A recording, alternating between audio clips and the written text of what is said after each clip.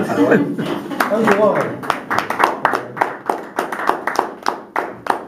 first speaker tonight is going to be speaking about a topic that's actually very important and possibly pretty exotic to you. Here in this country, we don't have civil wars. Well, we had two of them. We had the American Revolution and the Second American Revolution. But I don't think anyone in here is quite old enough to have been through the last Civil War in 1860s, thereabouts. But Adnan has lived through a civil war. The title of his speech tonight is, How Did I Go Through the Lebanese Civil War and Still Kind of End Up Being Normal? So please welcome Mr. Adnan.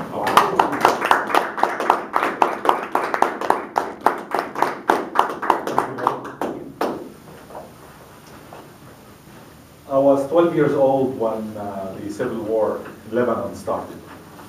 And it was a very dramatic experience for me and for the people who live in that country. And I'll try to shed some lights on my experience. Good evening, fellow Toastmasters. And I'll be sharing some of that experience.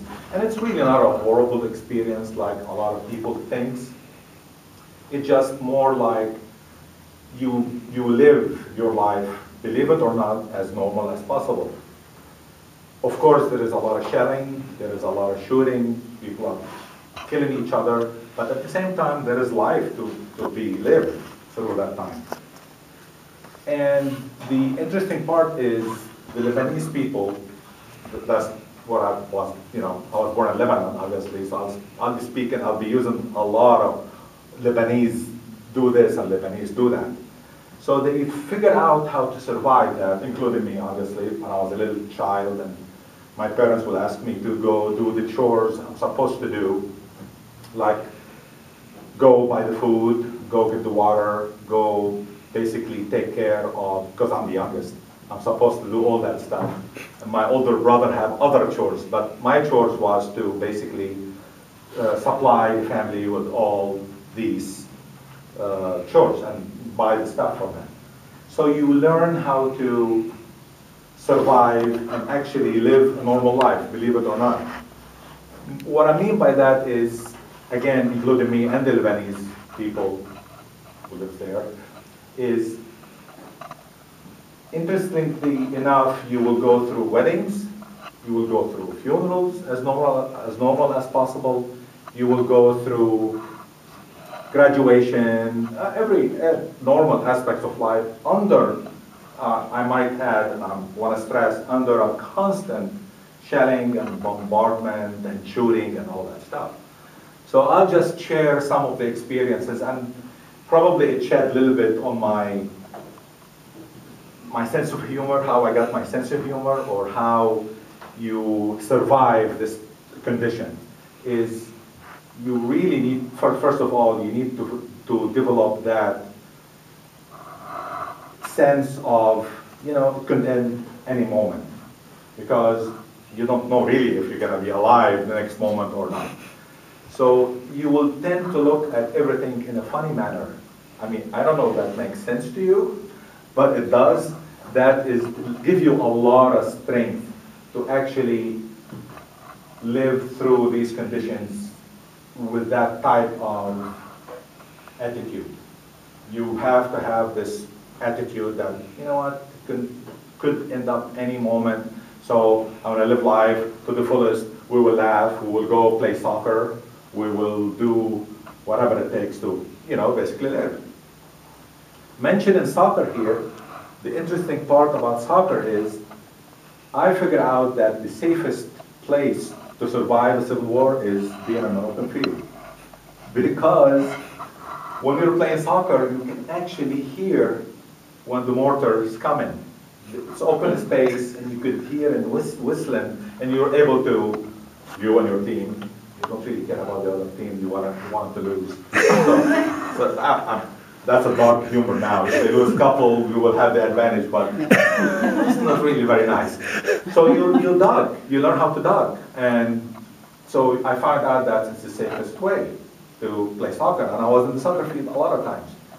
The other thing you do is, the interesting part about soccer, since I love soccer, is when there is an actual, like the World Cup or the European Cup or the African Cup, whatever, I mean, major tournament is, it's on TV, actually people will stop fighting because everybody's interested in watching the game. Yeah. So you're playing soccer, you're safe. Big leagues or the Brazil versus Germany, the whole country shuts down and nobody's shooting and it's really nice and safe and quiet and you are actually enjoying the game. So other things you can do survive in this condition is you go to weddings, you go to funerals, and people enjoy these activities. Believe it or not, people enjoy going to funerals, for example. I mean, who's been to, with a show of hands, who's been to a Lebanese funeral?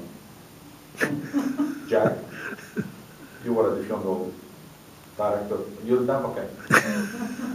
Anybody's been to a Lebanese wedding? In Lebanon, I mean. No. Okay.